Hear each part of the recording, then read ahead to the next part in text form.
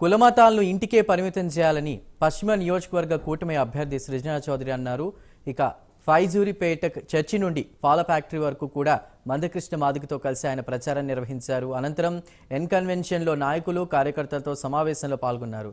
పశ్చిమలో సరైన వసతులు మౌలిక సదుపాయాలు లేక ప్రజలు అనేక ఇబ్బందులు ఎదుర్కొంటున్నారని సృజనా చౌదరి తెలిపారు. సీఎం జగన్ పోలవరాన్ని ఆపేశారని, అమరావతిని కూల్చేశారని ఆరోపించారు. అన్ని వర్గాలను సీఎం జగన్ అనేక కష్టాలు పెట్టారని మండిపడ్డారు.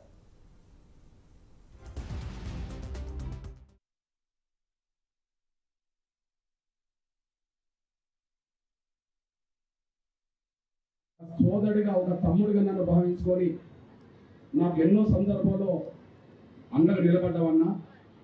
అదే సమయంలో ఎంఆర్పీఎస్ ఉద్యమం కులం పేరు చెప్పుకోవడానికి కూడా సిగ్గుపడే రోజుల నుంచి ఈరోజు గౌరవ దేశ ప్రధానమంత్రి మాదిగల మీటింగ్కి వచ్చి మాదిగలకు నేను అండగా ఉండే స్థాయికి ఎదిగిందంటే అది నీలాంటి వాళ్ళ అండదండల వల్లనే ఉద్యోగం ఎదిగిందన్న.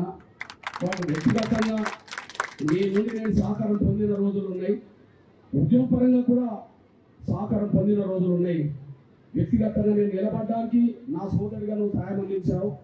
అదే సమయంలో ఉద్యోగ స్థాయిని ఎదగడానికి కూడా నా సోదరుడిగా నీ సహాయ సహకారం ఉండడం వల్ల ఖచ్చితంగా నీ కృతజ్ఞత ఉంటానన్నా, నేను రుణపడున్నా, నీ రుణం తీసుకోవడానికి ఖచ్చితంగా నేను వస్తానని చెప్పి అన్నకు నేనే ఫోన్ చేశాను. కానీ ఆయనే చెప్పాడు, పెద్ద మనసుతో మాట్లాడాడు. తమ్ముడు కృష్ణ, నువ్వు నన్ను ఒక అన్నగా చూసుకున్నావు, మొదటి నుంచి నిన్ను ఒక నేను తమ్ముడుగా చూసుకున్నాను.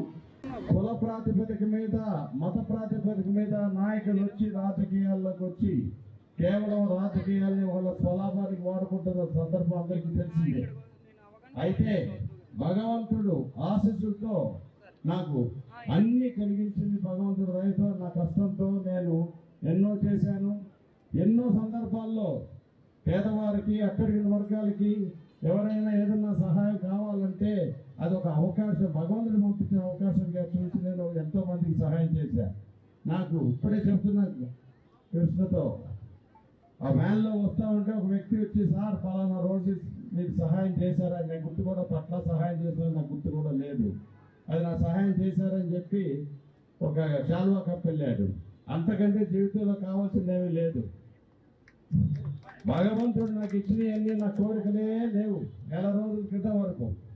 కానీ ఈ నెల రోజుల నుంచి పశ్చిమ నియోజకవర్గంలో అట్టడిగిన వర్గాలు కొండ మీద, కొండ కింద అన్ని ప్రాంతాలు తిరిగినాక నాకు ఒక పెద్ద కోరిక కలిగింది. ఆ కోరిక ఏంటంటే పశ్చిమ నియోజకవర్గాన్ని రూపురేఖలు మార్చి ప్రతి ఒక్కరి జీవిత ప్రమాణాలు మార్చే వరకు ఆహార్యసులు రాత్రనగా పగలనగా నేను కష్టపడి పనిచేస్తానని సభాముఖంగా మీ అందరికీ కూడా చెప్తా ఉన్నా.